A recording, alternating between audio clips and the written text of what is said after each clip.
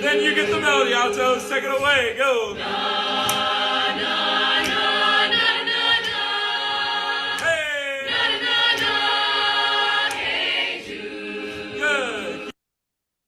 All right. So as I wrote when I let you guys know that we're going to have Myles as a guest speaker, that even if you are not interested in teaching this subject or this age level, that we can learn so much. And one of the things that just really jumped out at me there was the encouragement that Myles is using with his students, and just his energy, and how that creates just such a safe environment and such an encouraging environment. And he's really connecting with his students. Now let's watch a quick little Good Morning America clip that he had. And then I also want to make sure that this is, oh yeah, good, it is recording, because we have some students that couldn't make it tonight. So I wanted to make sure I have that recording. Okay, so back to share screen, and then here we go. On the screen, right here, right down here. I started with 13 musicals up on my whiteboard. Every day I was going to take down 2 musicals, 2 musicals, 2 musicals, until we got to the final day. What?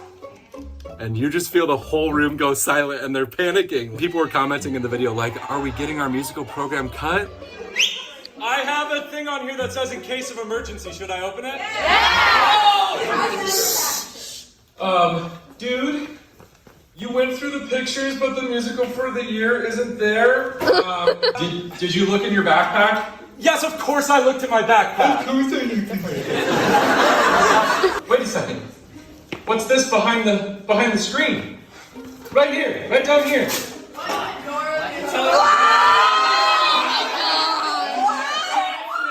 Alexa, play musical announcement. Playing musical announcement. Ready? Oh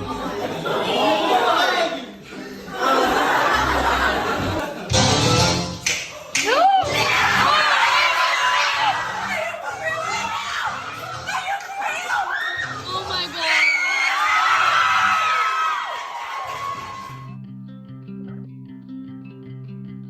Obviously, I think we all are of the understanding that we are in a mental health crisis. The obstacles this generation of young people face are unprecedented and uniquely hard to navigate. I will do weekly check-ins with my students, so I'll actually send out a Google form that's basically asking, it's really consistent message of, I am here, period. No matter who it is, everybody knows that they have this warm and welcome space. When students feel comfortable, they learn. When students feel comfortable with their teachers and they know that the teacher is having fun, like case in point, they will want to work, they will want to learn, they will want to pursue passions together. And I think that that is such an important part of being in education. Why did the Invisible Man turn down the job offer? Why? Stop looking at yourself doing it. In just like this short amount of time that these videos have gone viral, just like, ooh, it's making me emotional. The outpouring amount of love that people have had just for choir teachers in general. Hi, this is a video for Mr. Finn and his students at Indianola High School. We just wanted to say we were all so inspired by the videos, and to just remind your students that it is teachers like Mr. Finn who get us where we are. And so we all just want to say that we remember the names of our teachers.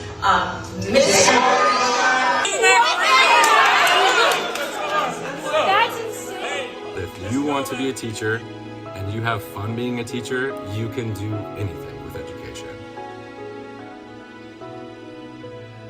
You can go as far as you want. You could go viral on TikTok if that's something that you want to do, but it has to be authentic and it has to be something that you are truly passionate about. People love the things that you are doing. They're so excited.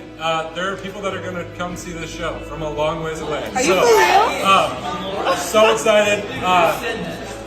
So excited. Keep just sharing the love, friends. That's all that matters. Keep sharing the love with the people around us. So, love you. Love that. Couldn't be any better introduction. So Myles, go ahead and just maybe share with us about how your journey to becoming a teacher and what that's looked like so far for you. Sure, absolutely. Well, you were so sweet. Thank you for bringing me on like that.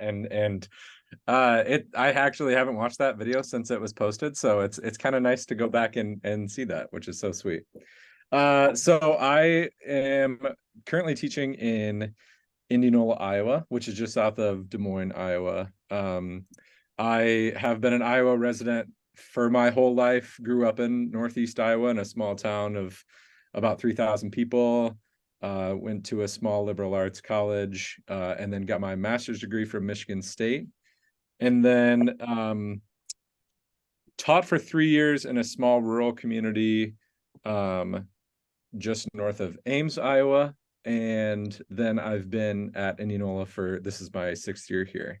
So I've been teaching for 9 years. My wife and I just recently had our second child. We've got a 3-month-old named Lyra Grace, and we've got a 2-year-old named Rory.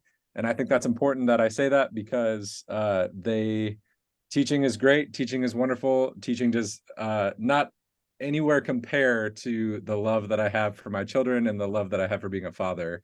And I think that that's important, that I'm a person first, and that I know that my priority will always be to my family, no matter if I have over 1 million followers on TikTok or if I get featured on Good Morning America. It all wanes in comparison to the wonders that is being a father. So yeah, I have had such a blast with teaching. I teach choral music, so obviously you get to hear my choirs every once in a while. I also get to direct a varsity show choir. Remind me where you are. We're in Bellingham, Washington, which is north of Seattle and kind of like 90 minutes north of Seattle. Okay. I know nothing about the show choir scene or choir scene in Washington. So I don't know if there's anything that I would like compare it to or anything like that. But yeah, so extracurricular show choir, I direct the musical. The one that went viral was me announcing that we were doing the Addams Family in the spring of 23. And then I just announced that we're doing The Wizard of Oz in the spring of 24, which is super fun. And then I direct 3 curricular choirs during the school day. Wow. Yeah, lots of fun stuff. It's crazy and chaotic, but it's great. What was a small liberal college that you went to? Wartburg College. I think Okay. I've got like a little pennant right here. Okay. Yeah. There you go. Okay. All right, let's check and see if we have any questions yet. Let's see. I see something coming in. I have to go to my chat here. Is that what you wanted? Was just like my history of being a teacher? Yes, yeah, you've got it. You've got it. If there was other things. I could go for a while. With your own outside life outside of school and your own mental health, how do you keep up with the enthusiasm and love for your students, even when you may not feel like doing so? Oof. We're starting heavy, friends. Yeah. It's not always like rainbows and butterflies. You know, the funny thing is that with TikTok, like you're literally seeing a minute of my week. And every class period is 45 minutes a day, times that by 5. So you're seeing such a small fraction of what my classroom actually looks like. Not saying that like I'm always like super depressed and sad and all of that stuff like during the regular day, but like it's not always rainbows and butterflies. Like there are days when I come in and I'm definitely not at 100%. But I think the important thing is that I'm willing to have the conversation with my kids of just being like, guys, I'm not at 100% today. So rehearsal might look a little bit different than what it normally does. Like maybe, hey, we're gonna listen to a YouTube video of a different choir singing, and we're gonna talk about things that are not exactly like me giving you direct instruction right away. Because I think sometimes that can be what drains the most energy out of me. And if I can't give 100% or don't have 100% to give, that's kind of where it starts. is just like being really honest with them and being really honest with myself and making sure that we can start on an even playing field. I'm already seeing lots of good questions coming in. Yeah. What made you decide to teach the subject you are currently teaching? That's great. So when I was getting my undergrad, my freshman year, I actually started as a business major. Had no intention of being a teacher whatsoever. But I was in my undergraduate choir, the Wartburg choir, and the director that I had there was just like so in love with choral music, but also just made such wonderful connections with his students that I really just fell in love with his teaching style. And I was like, I want to be that. I want to do what he is doing, find those connections, have so much fun with choral music on a regular basis. And so from there, I actually got my undergraduate done in 3 years, quote unquote, because I had switched majors to music education, and then got that done between my sophomore and senior year, which was bonkers and a lot of classwork. But that truthfully was what made me want to be a choral music educator, was working with that undergraduate director. And I'm just like, I'm a choral nerd, and so I'm like, yeah, if I can do that every day for the rest of my life, sweet, that'd be fun. Second was, with directing the productions, rehearsals on top of your regular class load, what does a typical work day look like for you? So depends on the season. So like right now, like let's say today, if I were in school and didn't have a sick child, Thursdays, the first Thursday of every month is, or second Thursday, whatever today is, we had a faculty meeting this morning at 7. So it would have been 7 o'clock faculty meeting, lessons throughout the day, and then teaching my 3 curricular choirs. We've got 8 periods a day, and I've got 1 prep, so I've got 4 periods of lessons.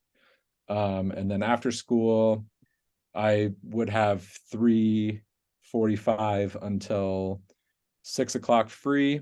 And then from 6 to 9, I've got show choir rehearsals. At night, I've got, or in the fall, I should say, I've got rehearsals on Mondays and Thursdays for about 3 hours a piece. 6 to 9 on Thursdays and 7 to 10 on Mondays. So that adds up relatively quickly, but that wanes in comparison to what I'm doing in the spring. I've got with musical rehearsals most of the time right after school, I'm going from anywhere from 3 to 6:30, or I'm going from 3:30 to 10 on some nights, depending on where we're at in the learning process. But that's kind of what like a typical day looks like for me. And then hoping to like eat a meal in there at some point, and hopefully like see my children and wife at some point too. Most of the time I'm pretty good about like sneaking away so that I can go and see them. Or actually, my wife is my choreographer for the musical, so she brings our kids up and they get to like hang out at the rehearsals, which is fun. The kids like get to, or my 2-year-old at least, has gotten to spend time with like kids in the cast, so he'll just run around and like kids just become babysitters. That's the nice thing about being a high school teacher, is that I have like the pick of the litter for babysitters, which is awesome. But yeah, typical work day. It varies depending on where we're at in the extracurricular seasons, but during the school day, it's relatively predictable. Do you have a motto that you share with your kids, a catchphrase that sticks with them? So the one that I use relatively regularly is actually in my my email signature, and don't yell at me if I'm saying the wrong name. I think it's Aristotle that said excellence. Oh my god, of course I'm blanking on it.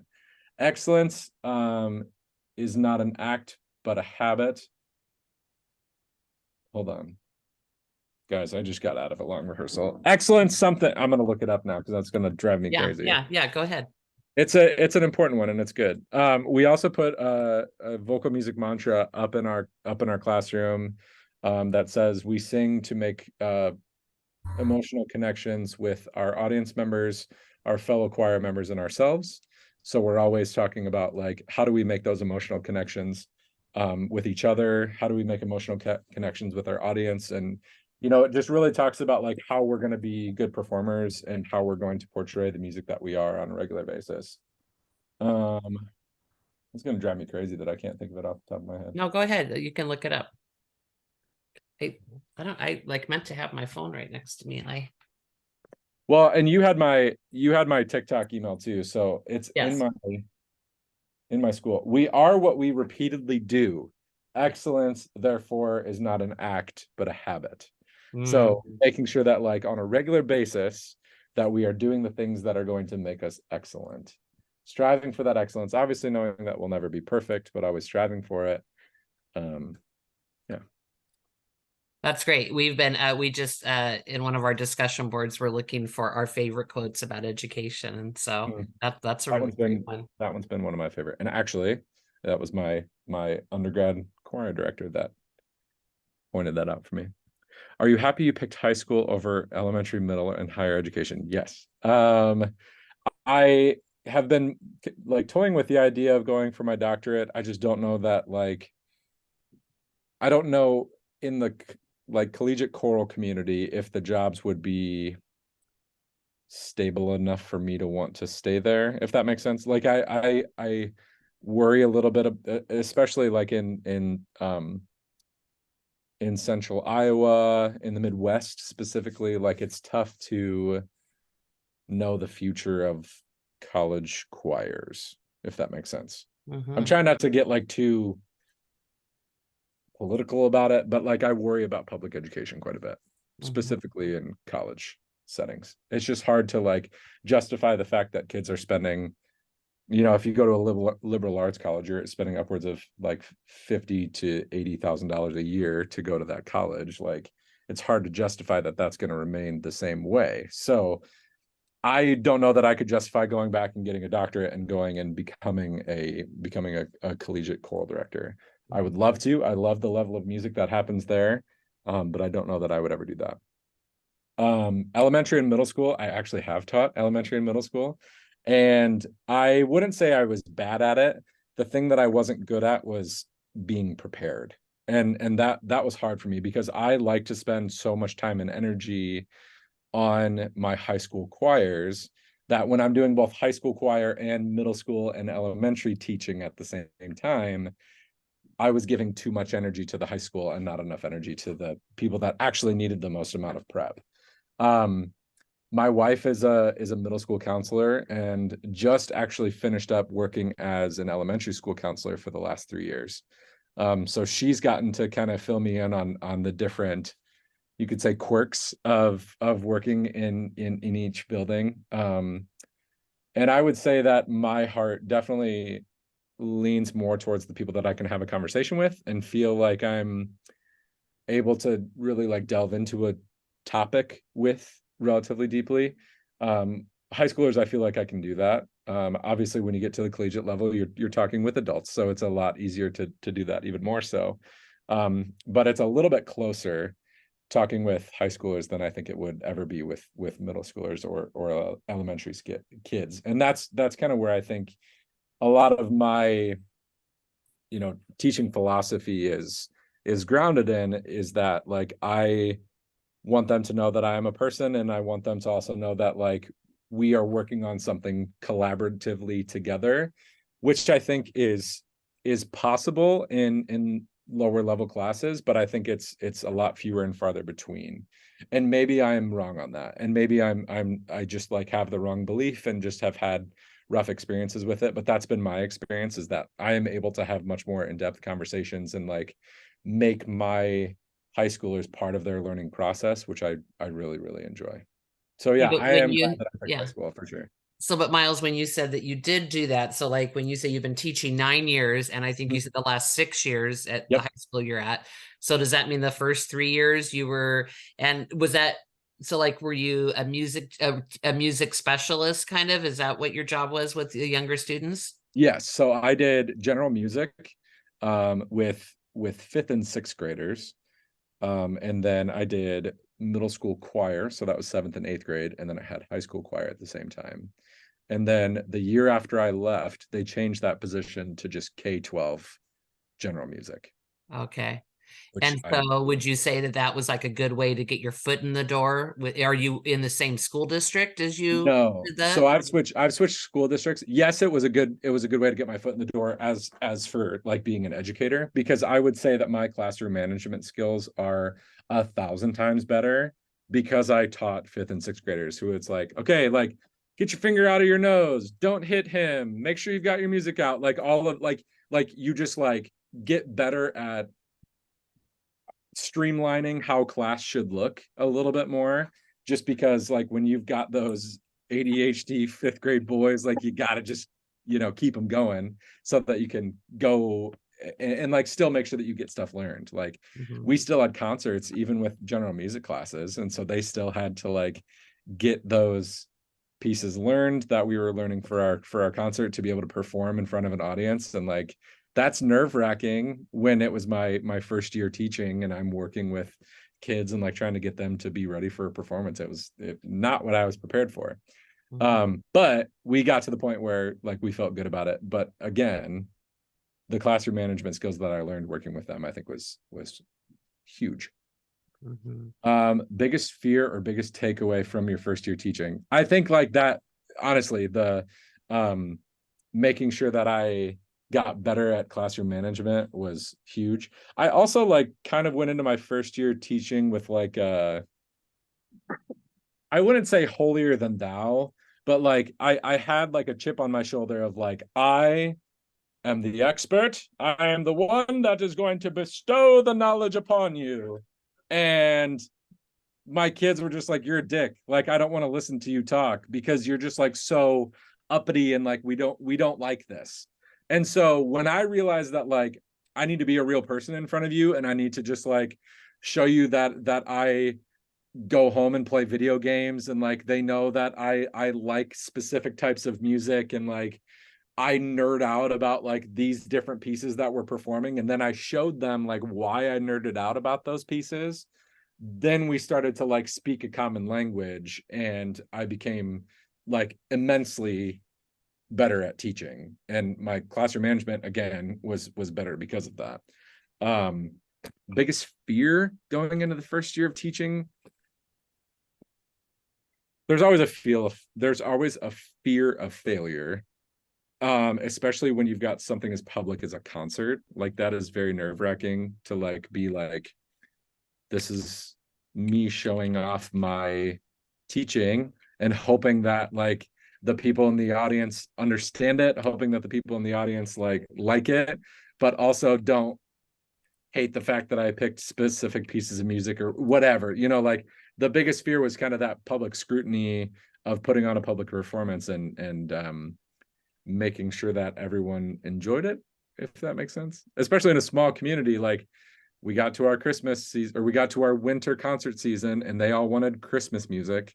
And I was like, well, we're not all Christians in this room. Like, I can't just like have everyone sing about Jesus being born on Christmas Day. Like, so that sort of like understanding how to communicate with my audience in a way that was going to be both effective, and also, what's the word I'm thinking of? It's effective and also like cognizant of the culture, I think was tough. But the more that I practiced that, the better I became. And I think now I pick music, I think in a very smart way, which is important. What was your student teaching experience like? Bad. It was hard. So I had, and I'm sure Courtney, yours is going to be awesome. mine was kind of rough though. So being at the small liberal arts college, we didn't really have many opportunities for like good student teaching placements. And so I was at a K-12 music program, and so it was, I think I had like 12 people in the high school choir. Now I'm working with 250 in this program to like compare and show you like comparisons, but 12 people in the high school program. And then I had like kindergarten general music classes. I had and my supervising teacher there was awesome at the super small school, but I also had a middle school placement in very much an inner city. Waterloo is, I'm trying to think of like a good way to like explain Waterloo. Very different population than what I was used to, and not a lot of like excitement for choral music, if that makes sense. So it was a tough group to work with, and they really didn't appreciate me coming in and trying to teach them choir. So I had to really like kind of adjust with that. I think the biggest hurdle that I had to jump though was that my cooperating teacher had no idea what she was doing. She was also on the verge of retirement and was just like ready to get out of there. And so it was just kind of like, how do I find success from that? And I was definitely not like set up to get myself there. I would love to go back and like work with those kids now, because I feel like I would be able to approach it so much better. Because like I said, when I going into my first year teaching, like I just had this like chip on my shoulder of like, you're going to learn this choral music. But now looking back on it, like I think I would just be able to create relationships with those kids so much better now that I have kind of like let go of that part of myself a little bit, and have gained that more welcoming mentality in my classroom. So I would love to go back to my student teaching experience again, but I don't think that I had put in the work to know myself well enough to be able to teach those kids the way that they deserved. That's deep. That's a tricky way to say that, but Yeah. I think know thyself before thy teaches, if that makes sense. So you need to know more about who you are as a person before you go in and try to change the lives of young people. Because if you aren't necessarily as comfortable with yourself, it's hard to be able to be in front of a group of people and say, hey, this is what we're learning today. Even if you are like 1,000% set on what subject you are teaching and you are so comfortable in that subject area, like there's a disconnect if you don't have those relationship skills, or you don't have those that just confidence in yourself. I think that is the trickiest part about going into student teaching, for sure. Yeah, yeah, and such a good reminder that not to be discouraged if you struggle with your student teaching or with the Oh my practicum. God. That Yeah. doesn't mean you're going to be a bad teacher. It's a Right. hard job. It is. Yeah. Yeah. And there are going to be days that are wins for sure, and days that you're going to feel really, really good about the teaching that you did, or even like moments that you're like, this was awesome. And there are going to be periods of time that don't feel as good. And however long that is, depends both on the situation and the teacher, because like I feel like some people are going to be very resilient and ready to fight the good fight, and then some people are going to struggle a little bit more with it. I was one that struggled more with it, but thankfully I was willing to put in that work to just understand myself. Like I sought out counseling for myself so that I could talk about like my ego. I could talk through my issues and just make sure that I was putting my best foot forward anytime that I was stepping foot in a classroom. And I think that was the best thing that I could do for myself. I also like never was a reader growing up. I picked up reading. And then I also just like found ways to just kind of decompress, so that I wasn't always just thinking about what was happening in the classroom.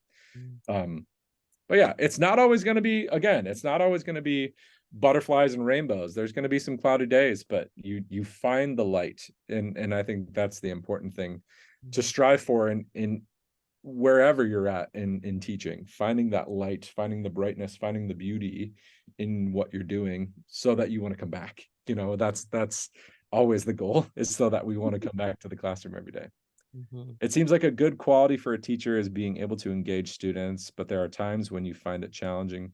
But are there times when you find it challenging to connect with some students?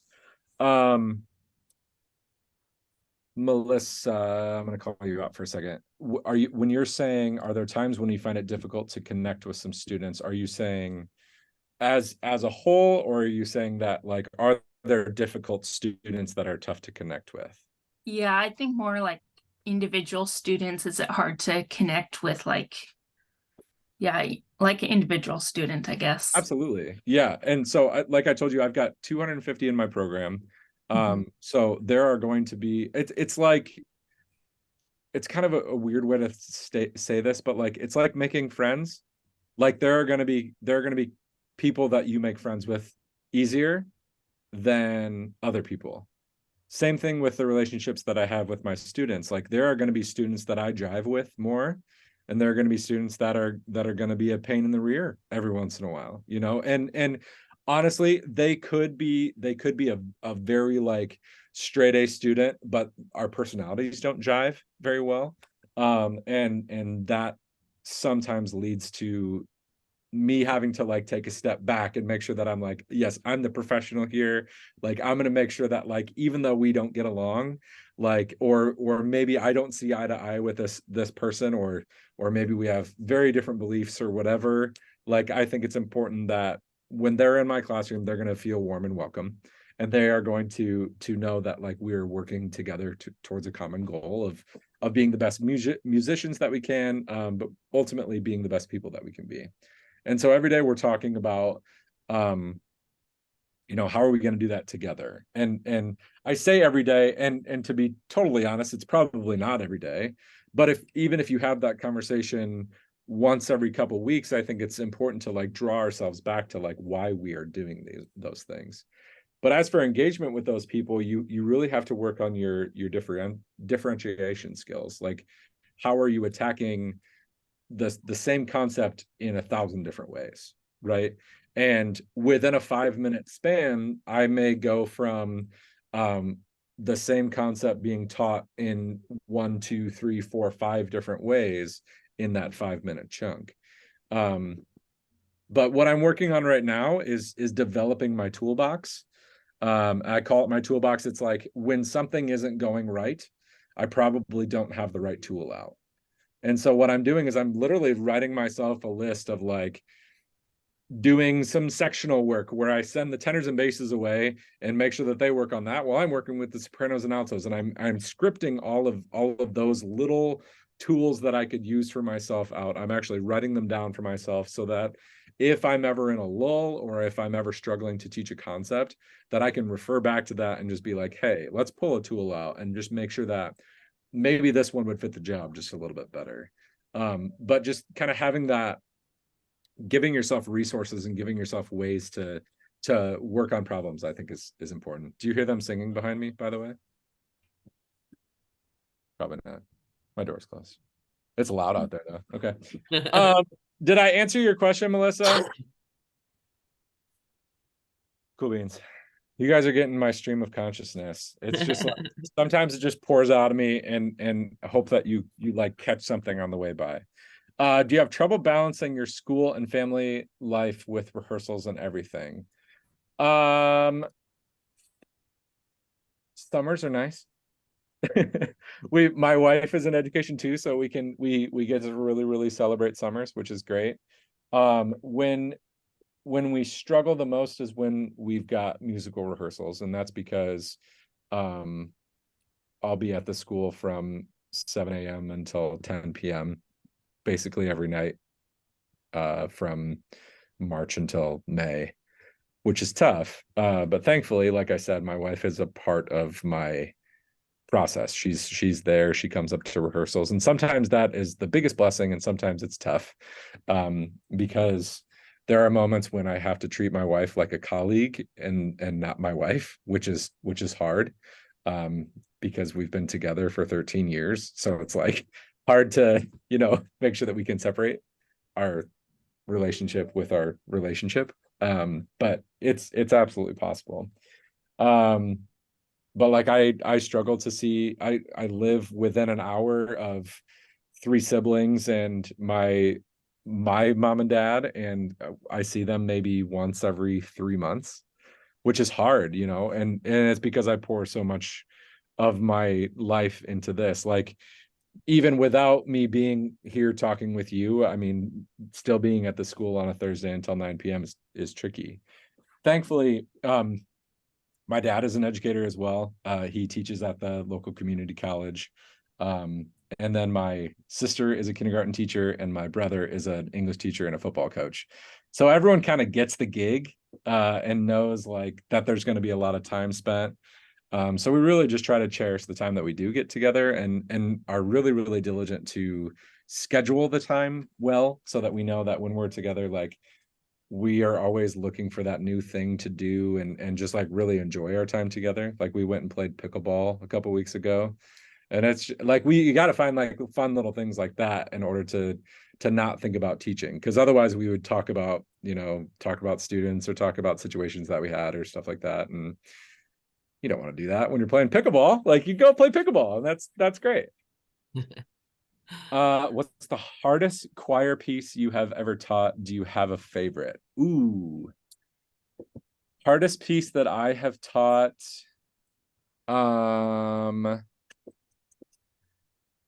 Most recently, I did the Moses Hogan Daniel. Didn't my Lord deliver Daniel? Which is not hard until you get to the last page, and you've got like a soli section and a SATB DVC into like, I think it's like 8 parts. So it's like wicked thick parts and a lot of rhythmic things that are happening, and you've also got a lot of like chromaticism. So like that's been the trickiest part that I've had recently, and I wouldn't say that we did it our best at the concert. Let me think of an excuse, because our concert was a week earlier. That's my excuse for it not being perfect. There you go. It's not your fault. Yeah, exactly. It's the schedule's fault. Yeah. No, it's tricky. That was probably my hardest one.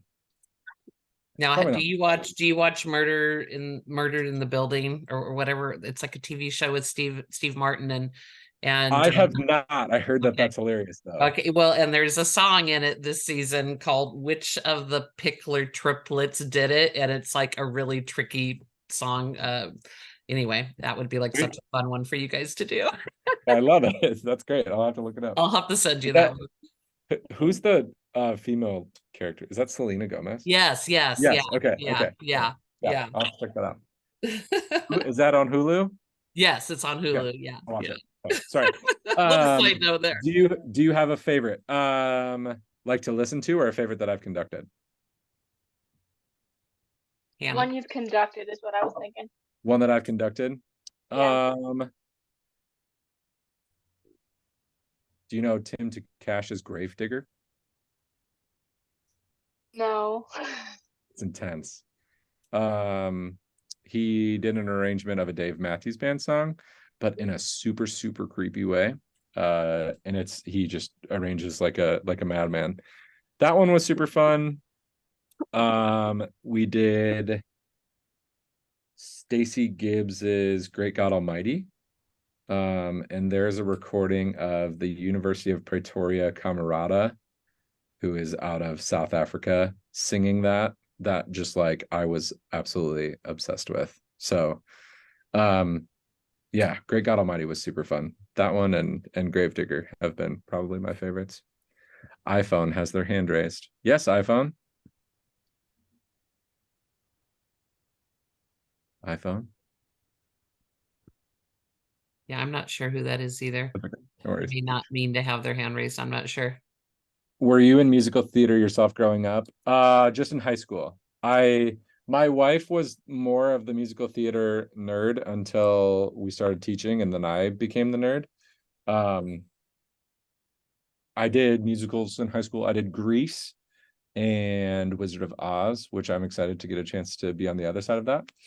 And then we did Cinderella and Thoroughly Modern Millie, and it was super cute. And then I did Pirates of Penzance when I was in college, and then a couple like little operettas.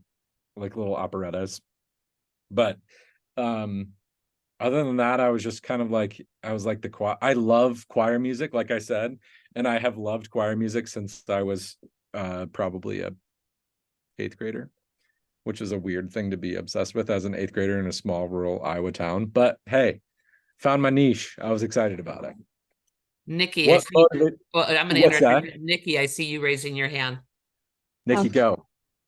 I did a play too. Don't Rock the Boat. Sweet. It Good was for like you. a musical, and I was a little old lady. I love that for you. It was great. I was a little old lady. I got my own part. Yep. It was the best. I had the best time. Mount Baker High School. Get it, Well, Queen. it's special memories that when you're in a production like that, It things is super like you fun. never forget. Yeah. Yeah, and that like adrenaline of just being on a stage, I think I'm kind of an adrenaline junkie in that regard. But yeah, performing's awesome. What motivates you to teach every day?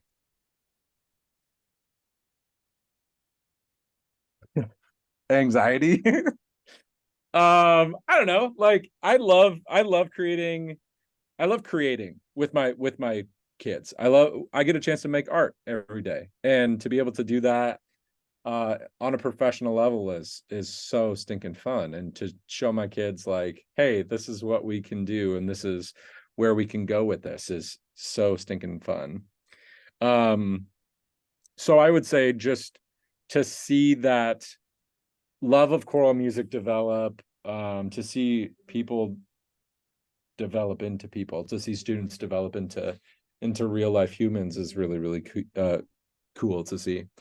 And a big motivator, and to be able to like shape someone's life for the better is such a responsibility, a scary one to have, but it should motivate you to want to be good for those people that are in your room, that are going to become the future, which is it feels so meta to say it that way, but it's so true. Like you have the ability to dictate what the future looks like, and super heady to think about it that way, but like good Lord, it's a wonderful motivator to want to be good. So Well, and you've been teaching long enough now to where you've got students that have graduated college. Yeah, and have children and like are married, and yeah, it's wild. Yeah. Because I still feel like a 21-year-old, but yeah, I've officially crossed over into my 30s. That's what motivates me to teach every day. That video is so inspiring. Wow. The idea of teaching music has always been such a cool idea. It's my understanding that there's a lot of requirements to teach music in addition to general teaching credentials. Did you have to learn extra things in college before teaching choir? Did you already play instruments, piano, and have sight reading abilities? Any tips on any types of classes to take that you have found valuable? Thanks.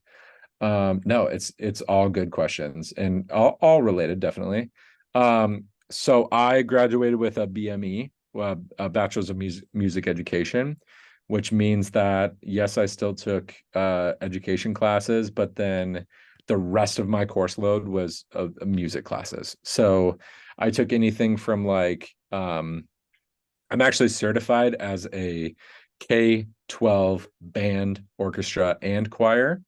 So in order to get that certification, I had to be proficient, not good, but proficient on every instrument, including strings, including all woodwinds, including all brass. So I can like toot all those horns and like play a scale, not well whatsoever. But I did have to take all of those classes in order to get to that.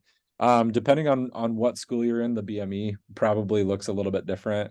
The Bachelor's of Music Education program probably looks a little bit different. So I would recommend just reaching out to anybody that heads up that part of the world for you. As for like piano skills, I still don't have very good piano skills, but I started picking up the piano when I was in college.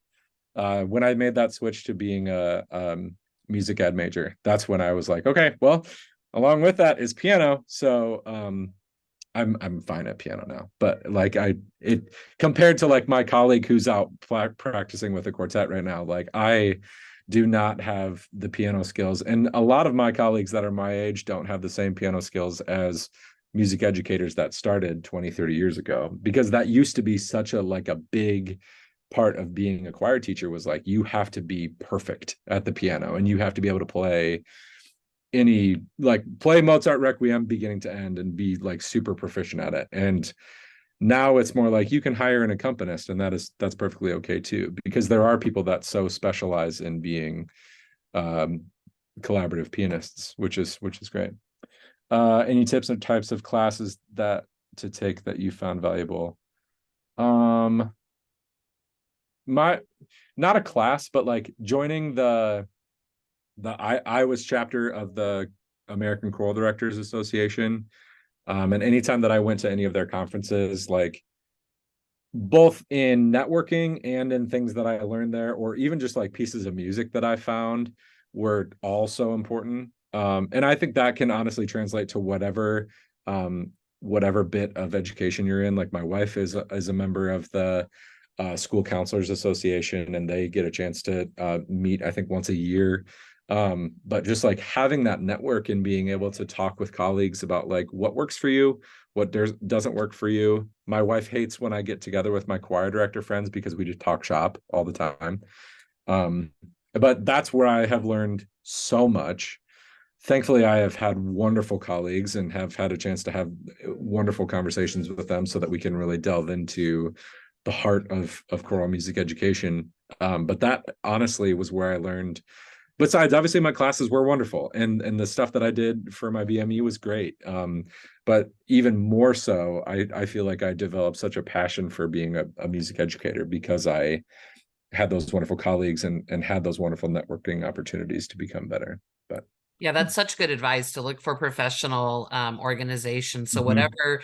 whatever you're thinking, what part of education you want to go into is to look for professional organizations. You know, their websites are going to be interesting. Then you can join. And as a student, typically you can get a lower student rate for joining.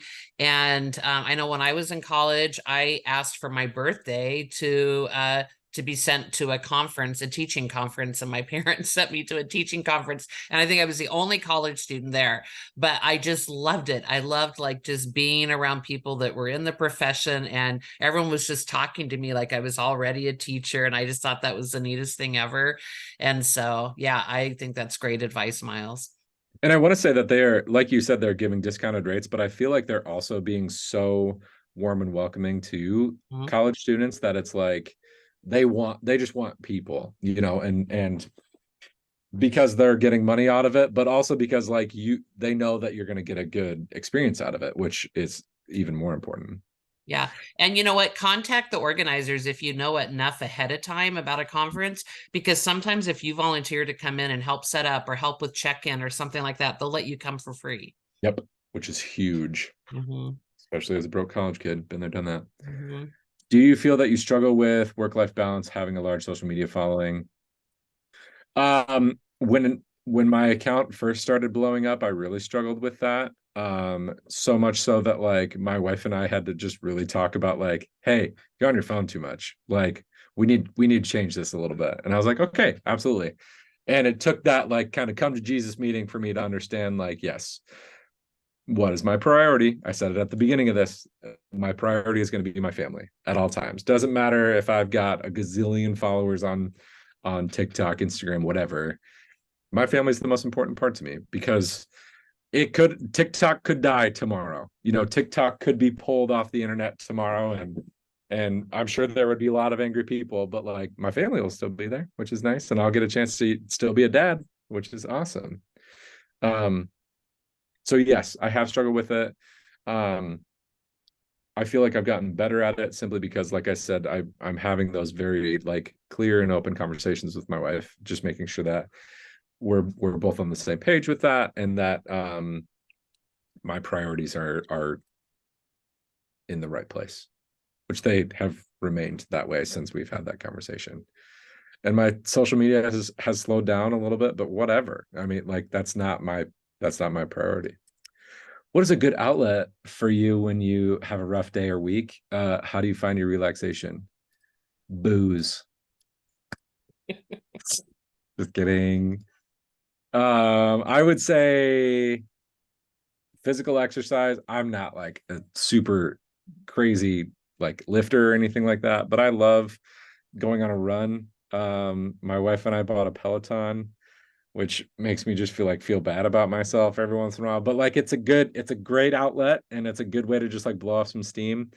I was in high school in like 2007 when Call of Duty Modern Warfare 2 came out, and it was awesome. And I played it with all of my friends when I was in high school. So I've played Call of Duty since I was like a teenager, and I still do that on occasion.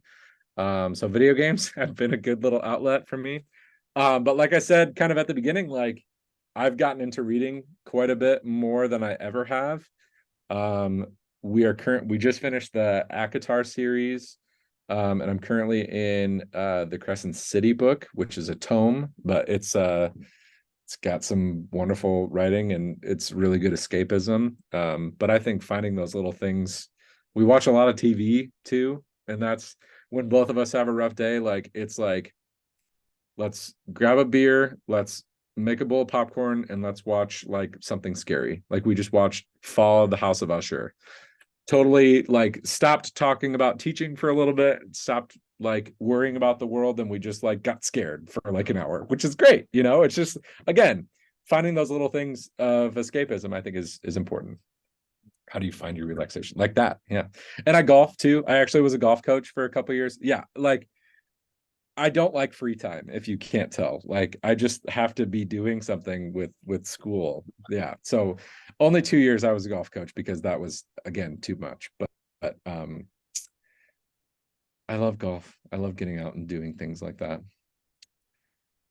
Would you say that starting off at a high school as a high school educator is more rare than starting off in elementary or middle school choir scene? Courtney, can you elaborate? Yeah, so I'm a para-educator substitute in our local school district, and my uncle's the principal in the high school, and he always talks about how it's easier in different positions if you start off, get your foot in the door in like buildings like a primary school or elementary. I was wondering if you kind of felt that was similar with your school district when you started off, that it was kind of easier to get your foot in the door with like a position in like a primary elementary school before you worked your way to like the high school, if that makes sense. Yeah, for sure. So the one difference I would say is that because I started off at a much smaller district, and so when I was at that district and I had that 5 through 12 position, it was easier to get because not as many people wanted it. If that makes sense. So like and at that point I would say I had like 10 interviews and only like 3 offers, which was pretty common for a lot of my colleagues at the time. Like there were so many people going out trying to get jobs, and it was so tough to get a job. Honestly, I feel like in central Iowa, it's a lot easier to get a job right now. So I would say figure out what you want first, obviously. Like if you're like, I want to be a high school choir teacher, blah, whatever, go for that. And if it ends up not working out, but you maybe have an in through being a middle school teacher, by all means, like, but it has to be something that aligns with you, because I feel like if you go in and you're like, this is not authentic to me, this is not who I want to be as a person, then like, I think that students will read that from you right away. And maybe like you'll learn something from that, by all means, whatever. But like, I think you have to be true to yourself. Like whatever feels the best for you, I think is the best way to go. My 2 cents. Who's next? Peyton, would you say it, what would you say is the most stressful part of putting on concerts? It's so my colleague and I always talk about concerts as being a formative assessment, but you've got an audience. So it's like, hey kids, we're all going to take this test, but you're going to turn your papers around and just like show your audience what's happening on your test. And it's like, that part is so nerve-wracking because it shows directly like what you have been working on for the entirety of the season, the fall, the spring, whatever. And you have an audience there that's like judging you on how well it goes. So that part alone is nerve-wracking and can be terrifying at times. Another thing that I hate is just like talking to the audience about the things that we're singing, which is like can sometimes be like scary. Of just show them that you know what you're talking about. Don't sound like a fool when you're speaking in front of all the parents of all your kids. Yeah. that would probably be what I would say is like one of the more stressful things. Would you suggest teaching multiple ages before settling on one? You mentioned gaining better skills. So like I was kind of talking about with Courtney, like it's you want to be true to yourself in like who you would be more successful with or would like be more comfortable with, I guess. Like what I was saying with like having conversations with my high schoolers, I knew that was a priority of mine. Like I wanted to be able to like just be real with people. Not that you can't be real with elementary kids, whatever, but like I think that you have to like know what sort of relationship you want to have with your kids. So like I knew that like I wanted to be able to delve into like compositional styles, and I wanted to be able to talk about like how a composer approached a piece and really like delve into like the heart and soul of like why a choral piece was composed the way that it was versus playing with recorders. Like very, very big difference between what you're doing with an elementary class and what you're doing with a high school class. So I really had to just like set those two things aside. Again, did I learn something teaching those 5th and 6th graders? 1,000%. If I could have just started at Indianola, would I have done that? 1,000%. But like what I have learned in my first, I'm not going to say 1,000% again. What I have learned, what I was doing in my like first couple years of teaching, like how to be a person, how to be a teacher, whatever, probably. I think that that's important to just be real with yourself. Like wherever you're at, you're going to go through those trials and tribulations of being a teacher. And hopefully you're going to get something out of that and become better. Like if you have that drive to want to get better at the thing that you're doing, get better at the thing that you're doing, and continue to show yourself like, these are my areas of concern. These are the things that I want to get better at. It's literally like getting better at anything. If I want to get better at golf, I figure out what I'm doing wrong and I fix that thing, right? If I don't know how to like build like we put up walls in my garage this summer, which I'm more handy than I like to give myself credit for, but like there was like a patch that I didn't know how to like put on the spackle correctly and then make sure that I was painting it so that it like looked very even, whatever. Terrible the first time I did it. So I had to like sand it all down, figure out how to do it correctly, and then redo it. You find out how to get good at the thing that you are working on and get better at it. Figure out like narrow in on that problem, and then ask around, talk to your resources, look it up, do some soul searching, whatever you need to do to just like get better at that thing, and would I say that just being at the 5th and 6th grade level made me better at that? Maybe. I don't know. In the long run, it definitely feels like that. But it's going to be different for every person. You're getting total stream of consciousness right now, guys. I just talked about spackle with you. How was it teaching middle and high school at the same time? How is it juggling several classes at once versus elementary school where you have one classroom for the whole year? If you're a music teacher, if you're a specialist teacher, then you've got all of those kids, so like I don't envy the specialist teachers that have like an 8-day rotation. They see their kids for a half hour and it's like, you have to learn 1,200 names. Good luck, figure it out. Terrifying. But the thing that I didn't like about going from like the 5th grade and then I had like high school choir the very next period was I felt like I had to be like split personality. Like I had to like be this like super high energy, like quirky, goofy guy with the 5th and 6th graders.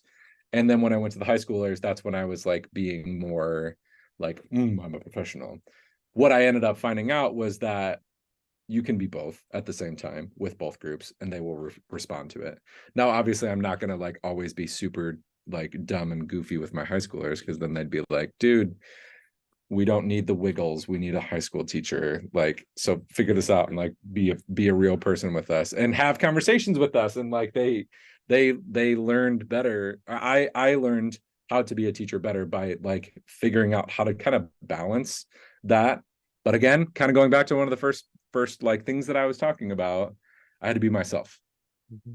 Like, and I had to be so real with myself of like, these are the things that like I am as a person. Like the way I'm talking to you right now is the way that I talk to my kids. I wouldn't say the word dick in front of my kids most of the time, but like I'll say it in front of you guys because you're college kids, whatever, you're fine. But you know what I mean? Like, so that's what I'm talking about with like the soul searching, like figuring out who you are as a person. Like I did not know who I was when I was going into my first year of teaching, to an extent. Like, you know what I mean? Like not so much that I'm like, oh, who am I? What's going on? But a little bit like trying to figure out how to be a person a little bit more, because you're going from college is such a fun experience. You're around your friends all the time, and then all of a sudden you're like I got thrown into a 1-bedroom apartment where like everyone around me was smoking cigarettes on a regular basis, and like that is like a very real world situation compared to like, yeah, we're gonna go over to Jimmy's house for a party on Saturday night. Like very different in those two regards. So I had to like be comfortable with myself, not having all of my friends around, not having like all of my colleagues nearby, in order to figure out like how to work with different age groups at the same time, you know, or within a half hour of each other. It was wild. But again, it all came back to like, am I being true to me? Am I being true to what I want to see in a classroom? Guys, stream of consciousness is so bad. I'm so sorry. How many let's try to we'll try to get do just some nice quick answers here for the last ones. Okay, yes, ma'am, absolutely. How many hours did you take to rehearse for the musical? On average, 3 hours a night. When we get closer to performances, it's like 6 a night, which is a lot. Is there anything you want to improve on your teaching style?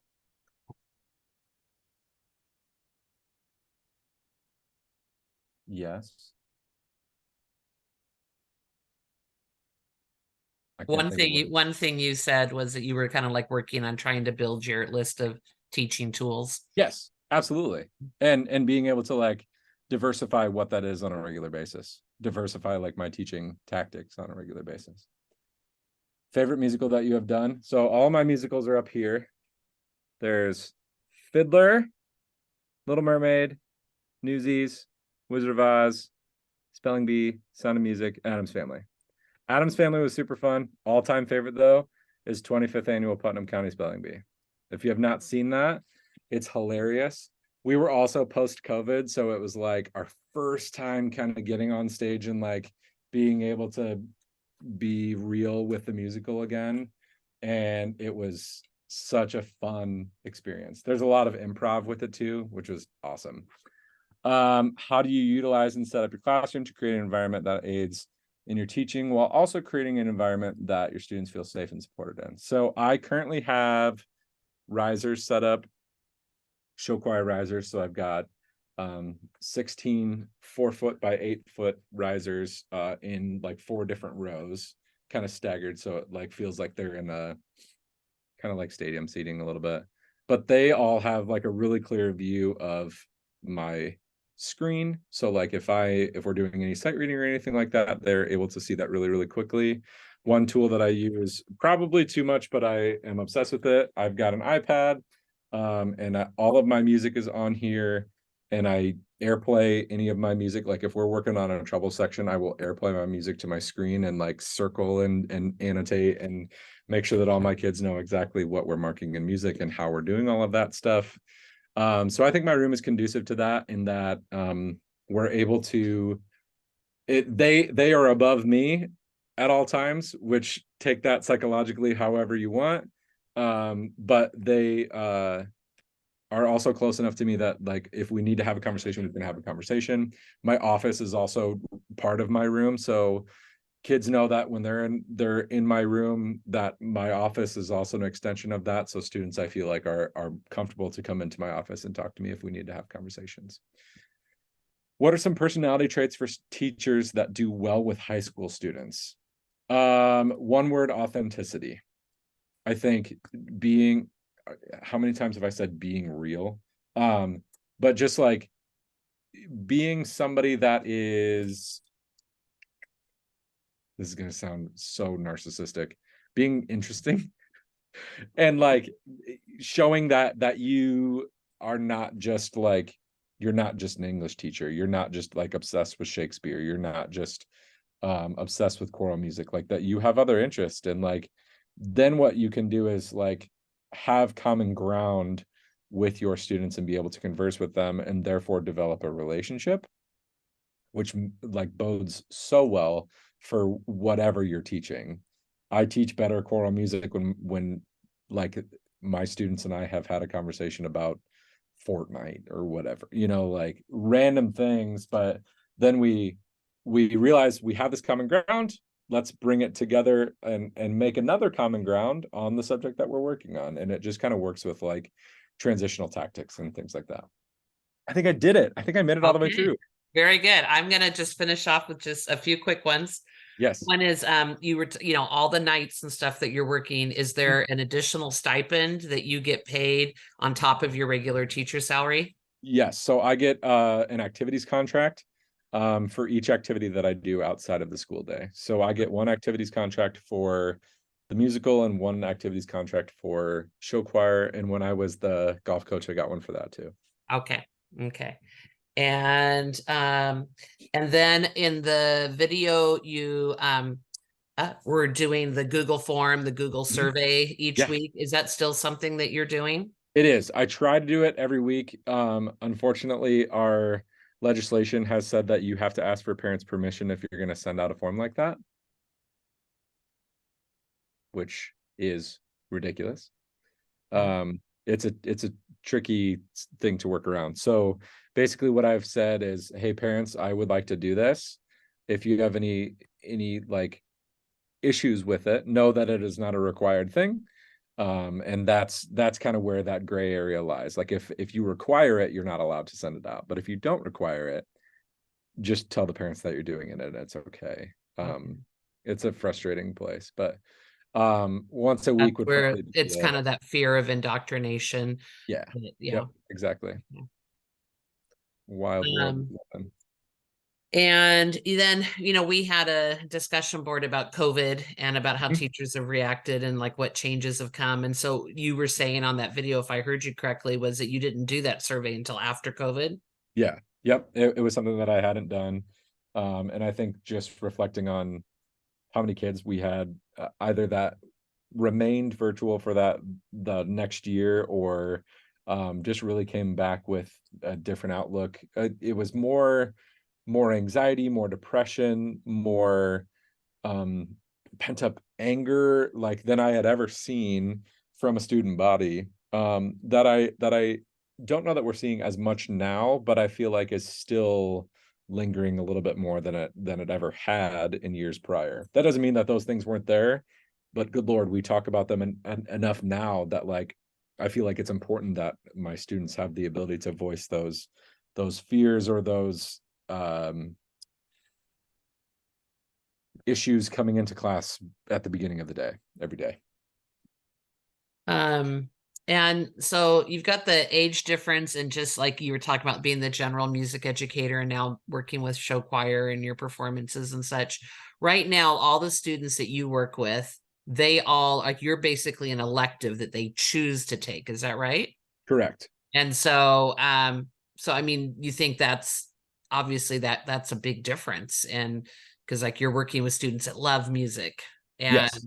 And you're not having to convince them that, hey, this is a cool thing, 90% yes. 10% is my mom made me do choir. And so even convincing those kids that like, no, this is fun. Like we're still gonna like learn some cool stuff. Like, and maybe you won't use it right now, but maybe you'll go sing in a church choir when you're 60, and that's awesome. Like you'll have these skills in your back pocket that you'll be able to use. So I try to like make it as real world applicable as possible. To an extent, obviously, like some of them will never go sing in a choir again, but it's still cool that they have those abilities to, you know, if they want to go sing karaoke, that hey, they're gonna have good breast support when they sing karaoke, and that's awesome. Yeah. Yeah, and then I guess you probably also have students who are bummed that their favorite musical wasn't chosen, and so they're having to kind of get over that, or they didn't get the part they wanted. Oh, absolutely. Things like that. So Yep. they're not all coming in all happy. That becomes even trickier when it's a student that struggles with mental health, because I have those conversations directly with them of just like, hey, I know this is tough. I still want you to be a part of it in some capacity. I hope that that's okay. And some of them say no, and some of them are like, absolutely, like I still want to be a part of it. And it's going to be an individual basis that those conversations need to happen. Okay, and then the last question before the students share with you what they're taking away tonight is kind of going along with that. Are you having to deal with helicopter parents or snowplow parents, or all the different names there of people that parents that want to rescue their kids and they're upset that their child didn't get the part they wanted, or those kinds of things? And are you having to deal with that? Yes. So I will talk about my favorite musical that I did. This was the Wizard of Oz was the musical that we were going to do when we got shut down.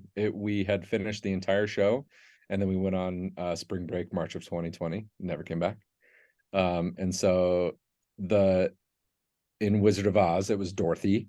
Dorothy was a junior that year, going to be a senior when I ended up picking Putnam County Spelling Bee, and her mom was so mad that we didn't do the Wizard of Oz that she went directly to the superintendent and complained to the superintendent about me picking this musical, and was just saying like how I was a bad person for even believing in COVID, how like it made no sense that I would pick a smaller cast musical simply because there's this fake disease going around, whatever it is. So it was a lot of like political factors that were driving her to just like be so aggressive in that way.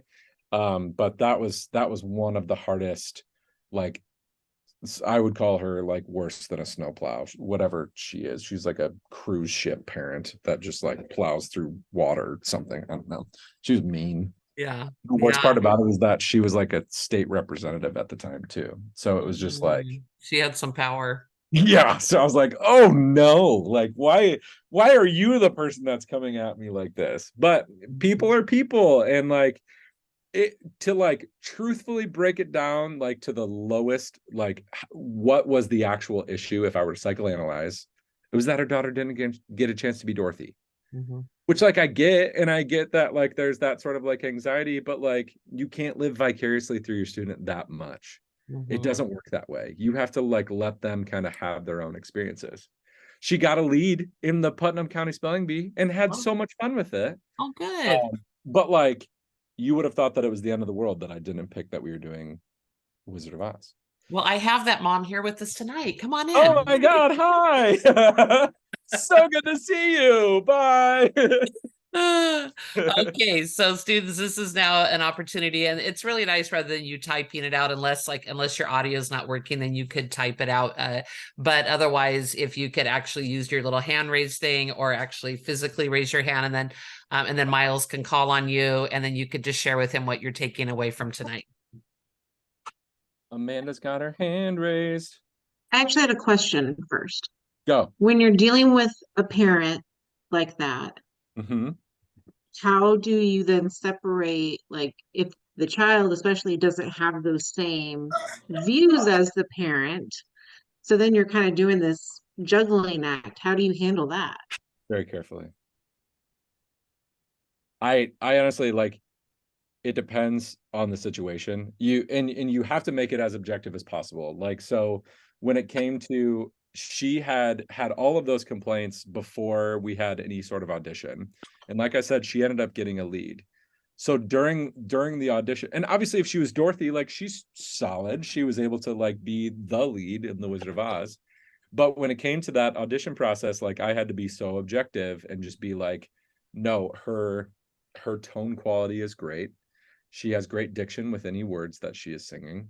She is able to like sustain phrases and make them musical and beautiful. So like I was thinking about her as the musician and her as the student, rather as her as like a daughter of a political figure that disagrees with a lot of things that I agree with. So that's the tricky part, is that you have to try to separate. This is going to sound bad. You have to try to separate the student from the person a little bit if you have that big of a disagreement with them.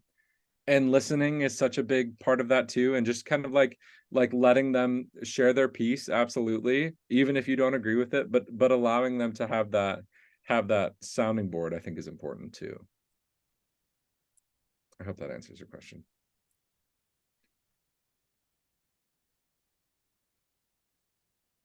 McKenna's got her hand raised. Yeah, just something I took away. I just appreciated the comment you made about like when you were talking about student teaching and that you're gonna fail, well, not in all cases, but that you can fail and that it's okay and it's not all riding in on that one moment, and that you can learn something from it and just continue to grow on it. Like you're not gonna get it day one, and it's important to remind yourself that. Yeah. So I just thought that was cool. And high school, it's hard to decide on what age group kind of thing. So just being down to earth and trying to connect with students is the biggest thing, is a good tip. Right. And truthfully, like that student teaching experience gives you a chance to explore that and figure out like, oh yeah, like I kind of jive with these high schoolers, or no, high schoolers are psychos and I don't want to work with them. Like you kind of get to figure that out more so than if you would have had no student teaching experience and you're just applying for jobs, at random. So Got it. Thank you. It'll be fun. JC, hand raised. Hi. I just want to say I was inspired by how confident you seem with who you are, but mostly like knowing that you did struggle with that before, and like how. Thank you.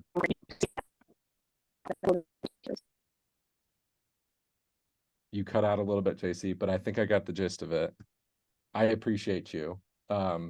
There are still moments, even today, even with a gazillion followers on TikTok, that I am not confident in myself. But it's a work in progress, and you have to be a work in progress, and know that like everything is about growing and becoming a better person. If you keep that mindset, we can do anything, bro. We can do whatever. I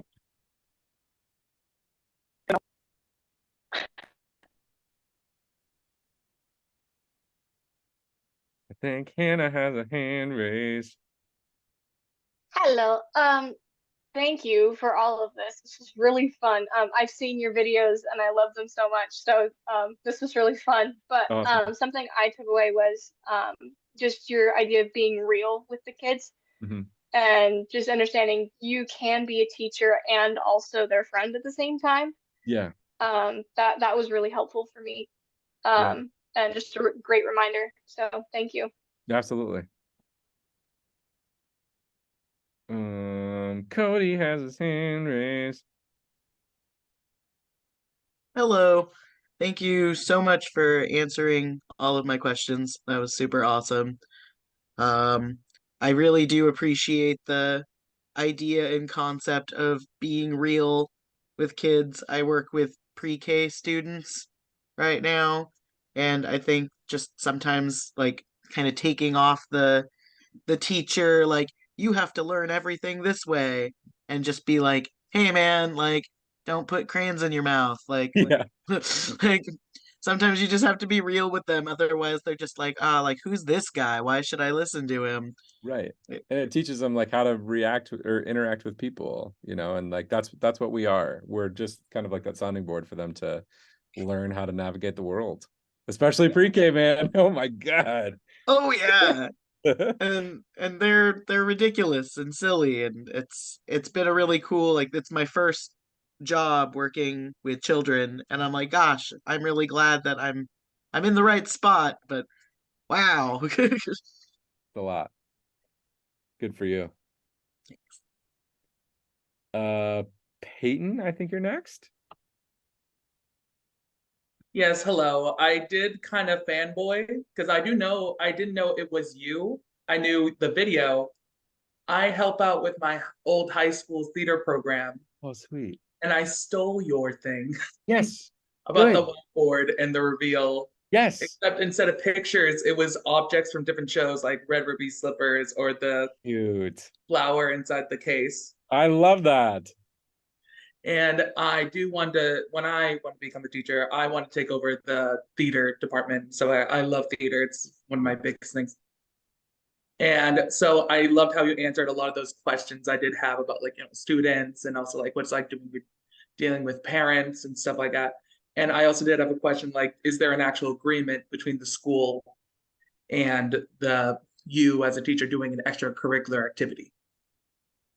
Yeah, so I signed an activities contract so that it's but it's still through Indianola, if that makes sense. Yeah. So like I signed a contract saying like I will work X amount of hours on the musical, I'll work X amount of hours on the, and I don't even know if it's hours, but I think it's just that I will do this task and direct the musical and direct show choir and stuff like that. So yeah, there is extra paperwork that goes along with it and an extra contract, but it's fun and definitely worth it. Thank you so much. Absolutely. Kaylin.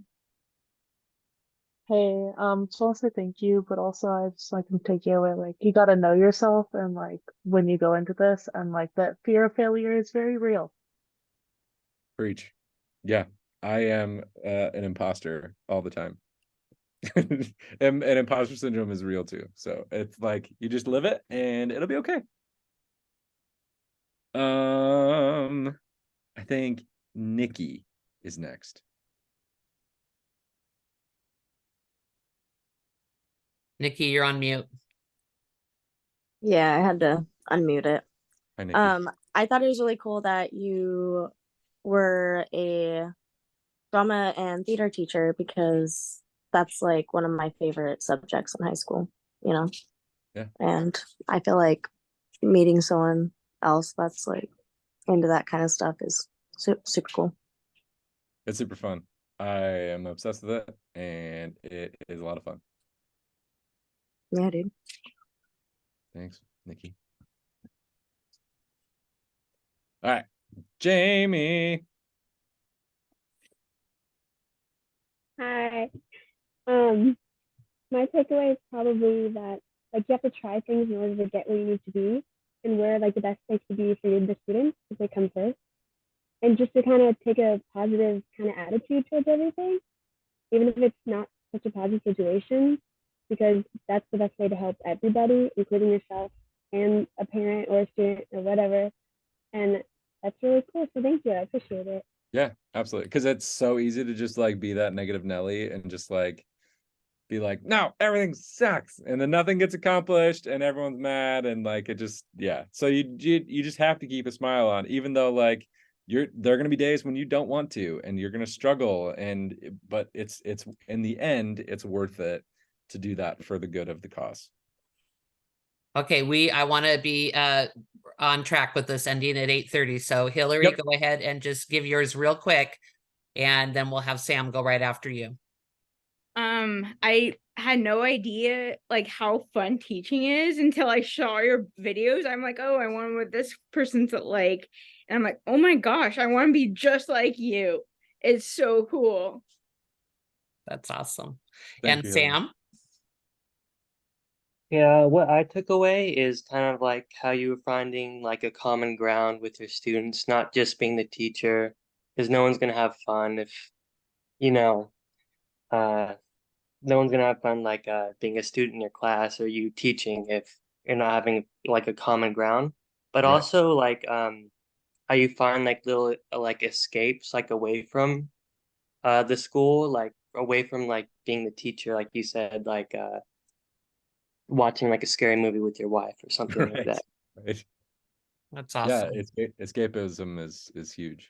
So it is 10:30 Myles time. So let's give a big hand here to Myles for joining us tonight. We walked away informed and inspired and just totally fired up. And I've been teaching 35 years and I'm fired up to go back to work tomorrow. So thank you so much, Myles. And I hope that the Wizard of Oz just totally rocks it this year. It's going to be great.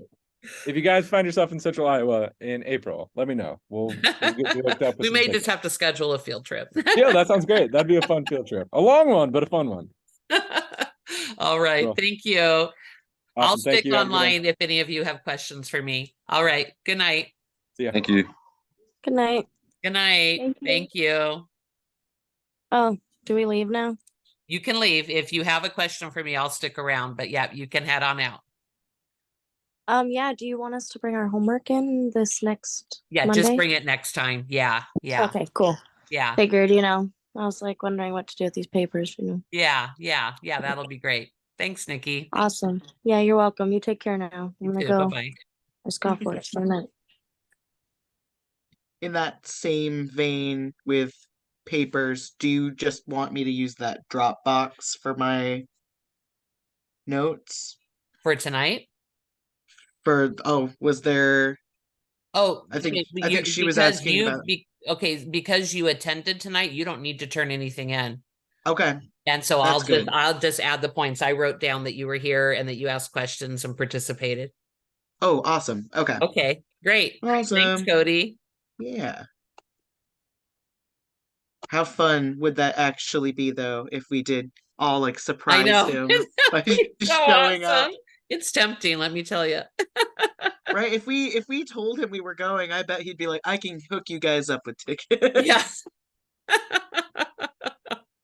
All right. Have a good night. Yeah, you too. Bye-bye. Hey, Victoria.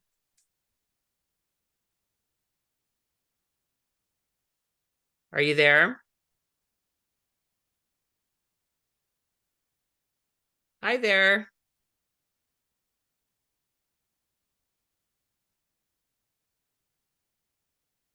Your sound is muted.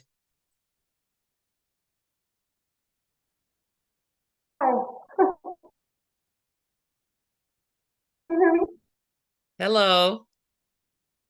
Hi. Sorry, I'm in the bathroom right now. I'm leaving my condition. You wanted to let me know about your condition? Yeah. I have trouble speaking and breathing with my condition. It's hard to hear you. Let me turn my volume up. Okay, I'm hearing something about a condition. Yeah, I have trouble speaking and breathing with my condition. I'm wondering if maybe we should communicate on Canvas inbox right now and we can just type back and forth because I'm having a hard time. It might be because I'm hard of hearing and I'm not able to see your mouth move. And so let's exit and then I'll log into Canvas inbox and right now live we can type back and forth. Okay.